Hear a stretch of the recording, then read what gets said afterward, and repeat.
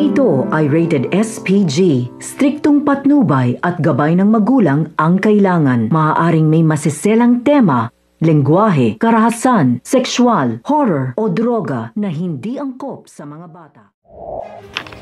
Nalaman nga nila Chang Susan na dumating na nga itong si Doc Tanyag sa Pilipinas at agad niya ring itong tinanong si Lynette kung alam niya na nga ba na dumating na si Doc Tanyag at nasabi na rin niya ba ito sa kapatid niyang si Giselle. Kaya nung nalaman niya ito, agad niyang binalitaan si Giselle upang ipaalam na dumating na nga ang kanyang kapatid na si Doc Tanyag. Nang sa gayon, mapigilan na nga si Zoe at si Moira sa masama nilang plano.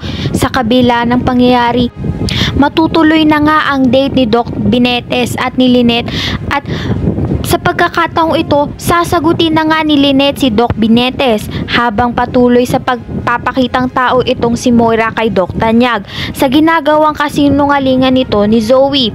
Nang sa gayon, mabura na nga sa kanyang isipan si Annalyn at Lynette.